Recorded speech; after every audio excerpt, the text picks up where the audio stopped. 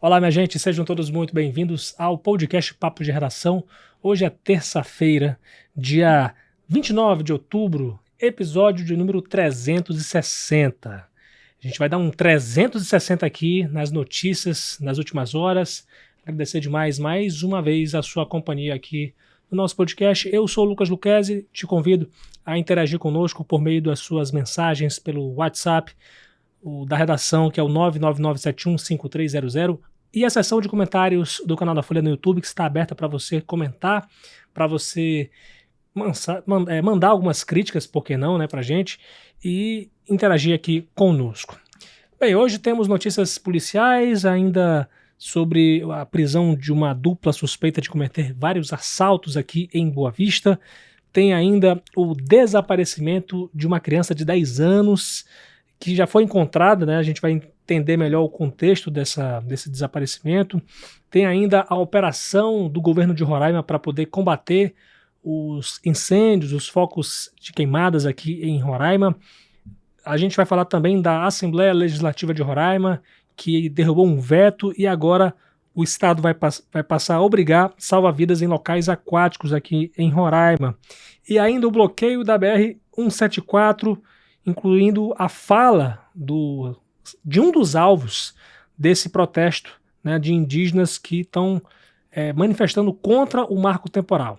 Sejam todos bem-vindos. Esse é o podcast de hoje, que eu dou as boas-vindas aqui à minha colega de redação, Marília Mesquita. Seja muito bem-vinda, Marília. Oi, Lucas. Oi para você que está acompanhando a gente aqui pelas ondas da 100.3, pelo nosso canal no YouTube e também pela Rádio de Bonfim. Muito bem, Marília. Vamos começar aí falando dessa prisão de uma dupla suspeita de cometer vários assaltos aqui em Boa Vista. A gente comemora quando uma dupla dessa sai e a gente chora quando a justiça solta, né? Mas, por enquanto, a informação que a gente tem é de prisão.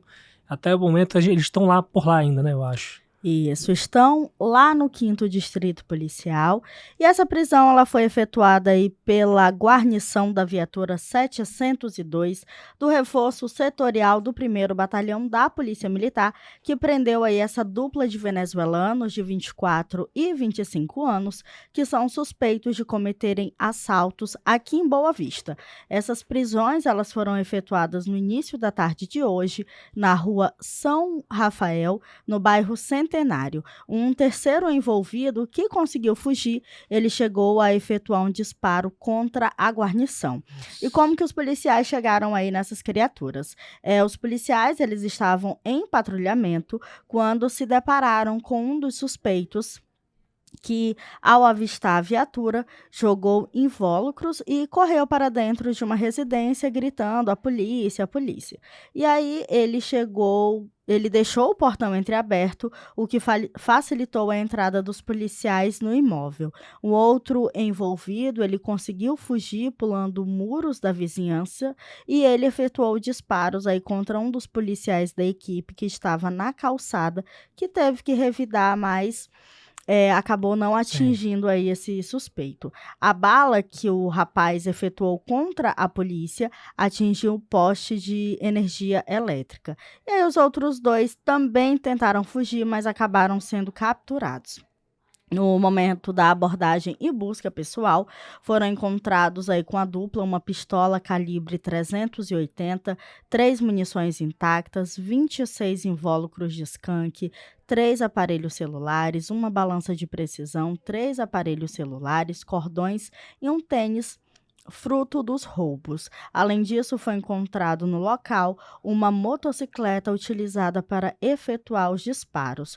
Um deles, Lucas, ele confessou aos policiais a autoria dos roubos e disse que o homem que fugiu era seu comparsa.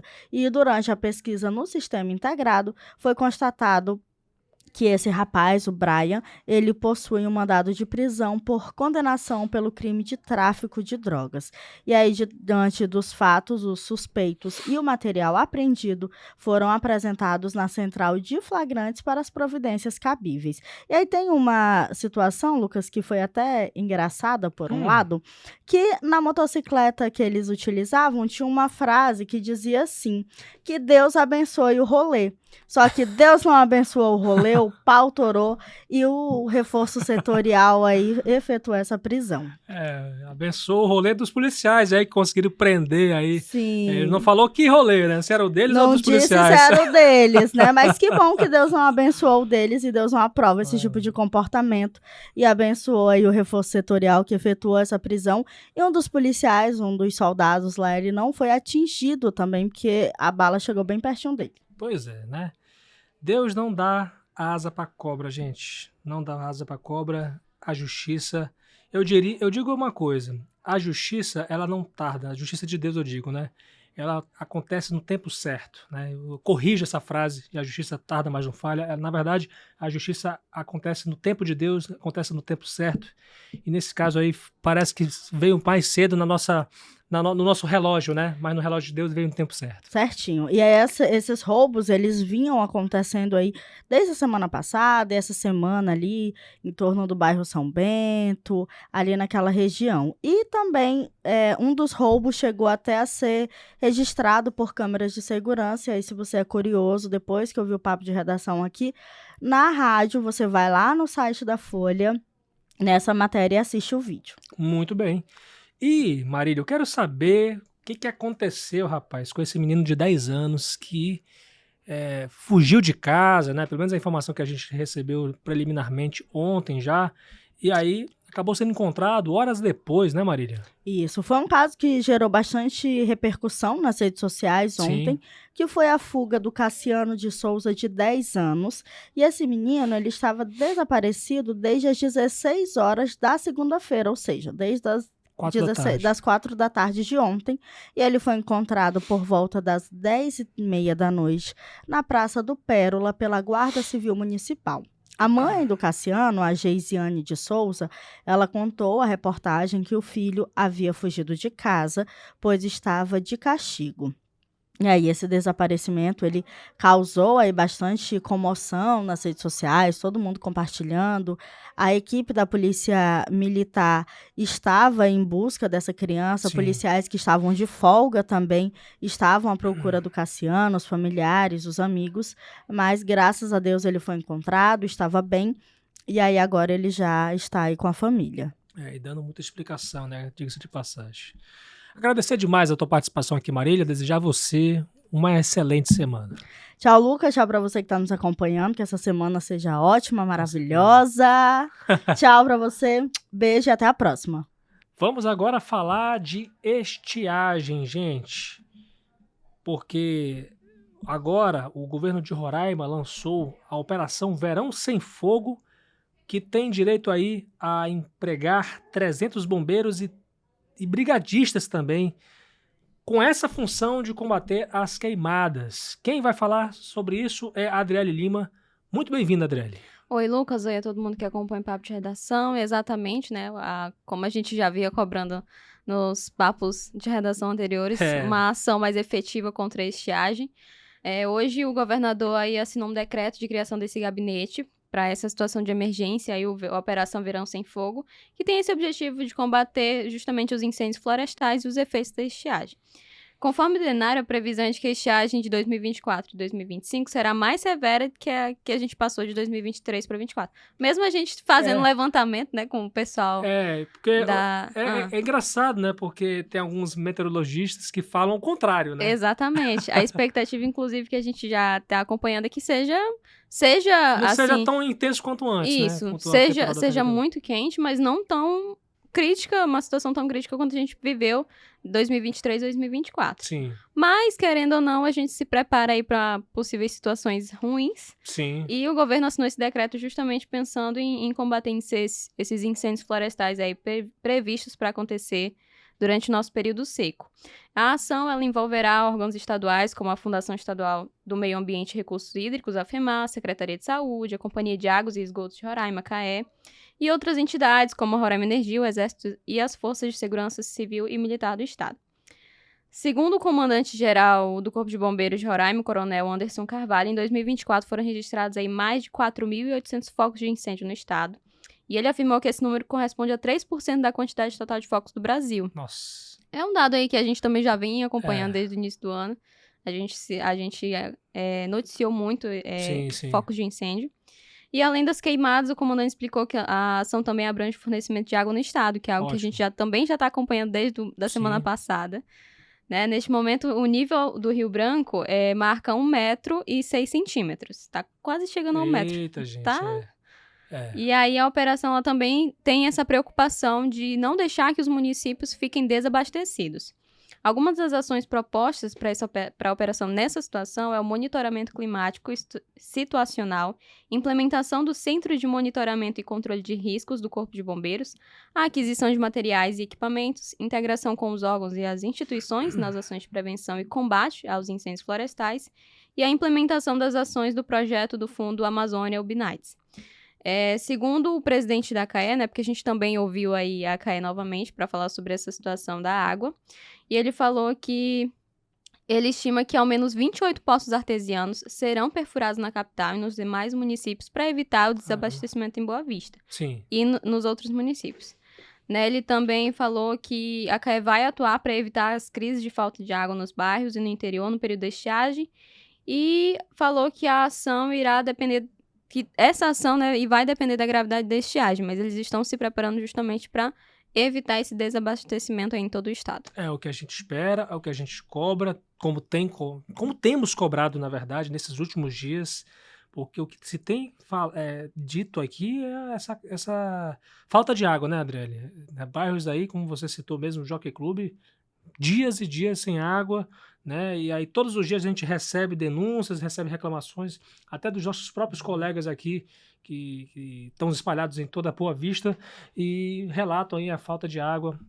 Até o momento que a gente sabe que essa falta de água não é por conta do nível do rio. Isso, ainda não é por conta do nível do rio, é por conta de outros problemas técnicos. Problemas técnicos, bem mas o nível do rio, mesmo que esteja próximo a 1 metro e abaixo disso, ainda não é, a falta d'água não é por conta disso. Bem mas lembrado. A gente não pode esquecer que a gente também tem que tomar todo o cuidado possível, evitar gastar água aí, né?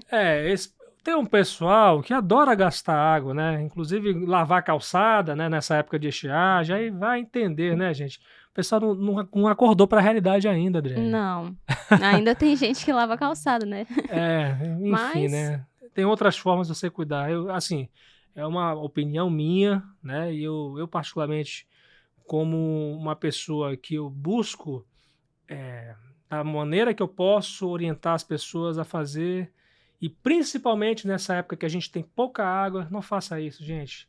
Se você molhar a calçada, poxa...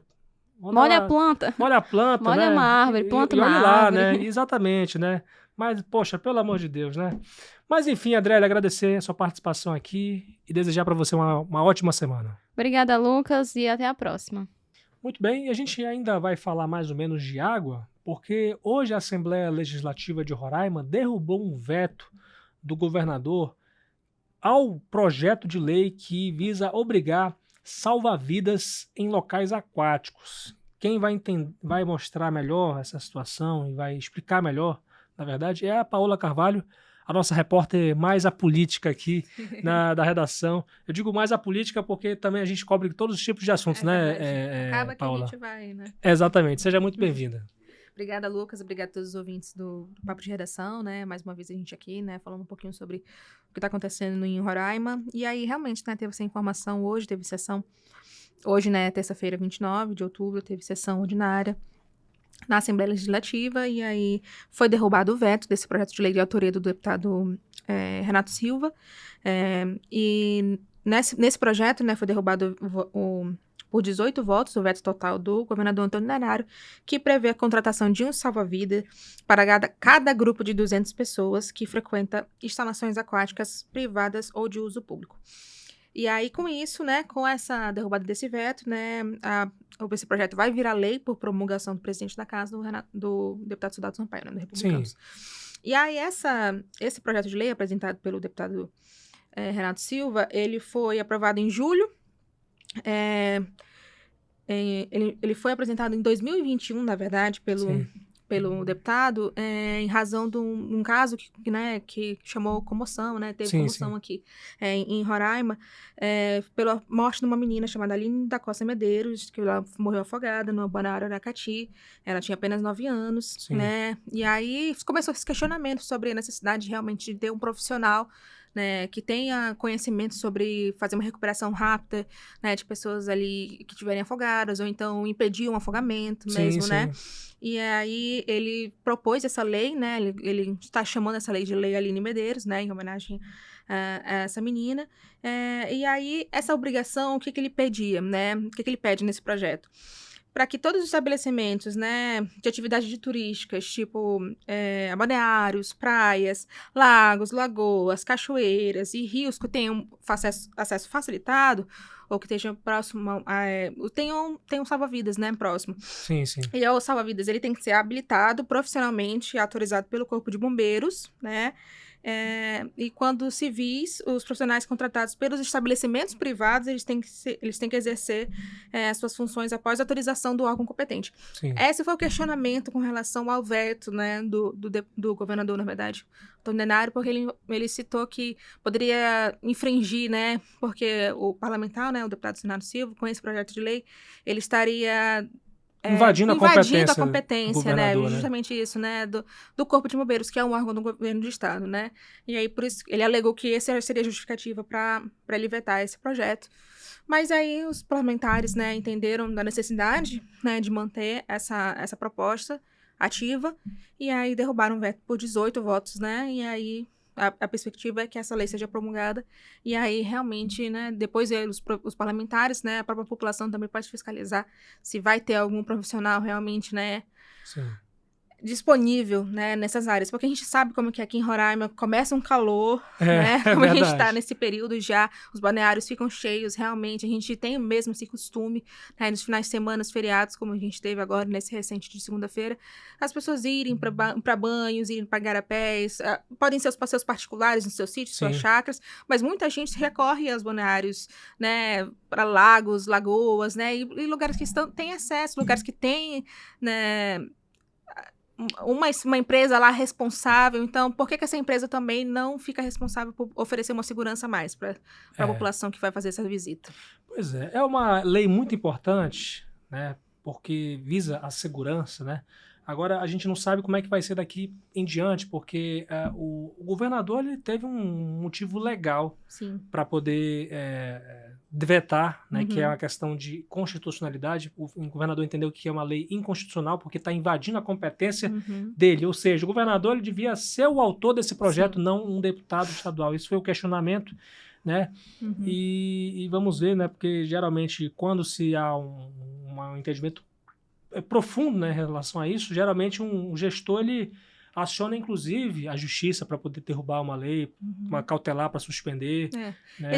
Existiram casos, inclusive, de projetos, por exemplo, que surgiram de parlamentares, mas que foram vetados, mas os líderes do governo na casa começaram a discutir e falaram, olha, a gente pode tentar ver uma proposta em conjunto, né, para que parta do Poder Executivo essa iniciativa e aí seja aprovada, né, posteriormente. Então, a gente vai ter que acompanhar, né, para esperar para ver. Só um dado que o próprio Renato Silva apresentou hoje, né, e aí eu fiz a conta com base nos dados que ele apresentou, né, são 104 mortes por afogamento de 2020 até agora outubro de 2024, então é um tema, é um número muito alto, né, para nossa realidade, que é tão pequena aqui ainda em Roraima, acontece principalmente nessa época do ano, crianças morrendo. E um dado interessante, Paula, que inclusive eu calculei em cima do que os dados que o Renato Silva apresentou, os dados foram 104 mortes por afogamento de 2020 até outubro de 2024. Então, de certa forma, é um número muito preocupante, um número alto para ser Roraima, né? É complicado. É estarrecedor, né? Mesmo, né? Esse levantamento, inclusive, ele apontou que a maioria das vítimas, segundo o deputado, são crianças, então, realmente, a gente precisa ter uma atenção maior. A gente sabe, né, que as famílias também têm que fazer esse papel, né, de estarem observando, né, seus familiares ali, né, naquele momento recreativo, mas a gente sabe que o risco existe.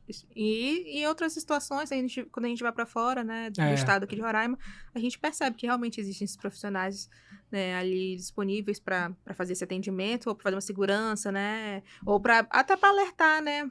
Se a pessoa está indo num lugar que é um pouco fundo, olha, é melhor evitar pular aqui nessa área, brincar aqui nessa área. Então, acho que seria na minha opinião, eu acho que seria uma iniciativa importante, né, louvável, no caso. Com certeza. Inclusive, lá no Rio de Janeiro, gente, existe uma lei nesse sentido, que inclusive foi muito alvo de críticas nos Jogos Olímpicos, porque ali na beira das piscinas, das piscinas dos Jogos Olímpicos, né, existia um profissional, obrigatoriamente um profissional, ou seja, a organização dos Jogos Olímpicos teve que desembolsar com a contratação de salva-vidas, né, exatamente para garantir, por mais que eles sejam profissionais, mas lei é lei, então Rio de Janeiro teve que cumprir a lei que foi aprovada lá em 2016, 2015, né, e aí só para a gente lembrar aqui um fato histórico, que é uma coisa que já está acontecendo em todo o Brasil.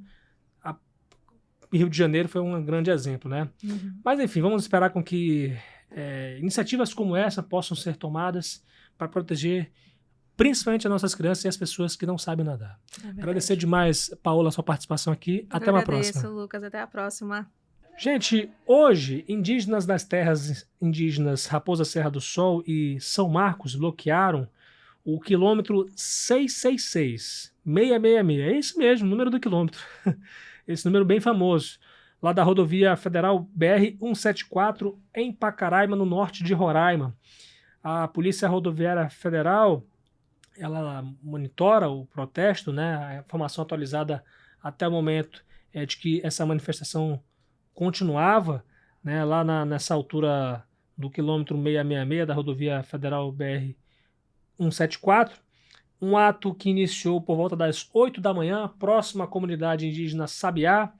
O Conselho Indígena de Roraima, o CIR, disse que a manifestação é pacífica e negou qualquer tumulto ou outras ocorrências por lá. Os alvos diretos do protesto são a proposta de emenda à Constituição, a PEC 48, do Marco Temporal, que é de autoria de um senador de Roraima, o senador Dr. Irã do Progressistas. Também está entre os alvos a Lei Federal de 2023, que estabelece essa tese, e as ações diretas de inconstitucionalidade inerentes ao tema que estão em discussão no Supremo Tribunal Federal, o STF. E aí o senador Dr. Irã informou para a nossa reportagem, né, deu uma entrevista para a nossa reportagem, inclusive essa reportagem está lá no nosso portal folhabv.com.br, na qual ele informa que não existem motivos para os indígenas bloquearem a rodovia. O Dr. Irã também disse que a PEC 48 pretende garantir a paz no campo, com segurança jurídica para indígenas, quilombolas e produtores rurais. Porque ele não fala somente da situação de Roraima, mas sim a situação do Brasil inteiro. E o parlamentar, inclusive, aproveitou essa oportunidade para dizer que vai cobrar do presidente da Comissão de Constituição e Justiça do Senado para que a PEC 48 seja pautada até quinta-feira, dia 31, porque o Davi Alcolumbre, que é o presidente da CCJ, do Senado, prometeu que iria pautar a PEC 48 até outubro, né? Ou seja, dias seguintes, logo depois da eleição. E então essa promessa ela tem validade aí até o dia 31, quinta-feira, e aí o doutor Irã vai pressionar o presidente da Comissão de Constituição e Justiça para que a PEC seja pautada até quinta-feira, dia 31. Gente, agradecer demais a companhia de vocês. Esse foi o Papo de Redação desta terça-feira, dia 29, com os trabalhos técnicos de Fabiano Lopes, Rio Ferreira, John Hudson. Eu sou Lucas Luquezzi e trago aqui sempre de segunda a sexta-feira as principais notícias do dia, especialmente das últimas horas, aqui no Papo de Redação. Você pode acompanhar o nosso trabalho no nosso portal folhabv.com.br. Tem as nossas redes sociais da Folha BV no Instagram, no Facebook, no X e no YouTube. Rádio Folha BV no Instagram, Folha FM 100.3 no Facebook e no YouTube. E a minha rede social pessoal no Instagram, @LucasLuquezzi. Muito obrigado, minha gente. Que Deus abençoe vocês. A gente volta amanhã às 6 da tarde, se Deus quiser, aqui no Grupo Folha.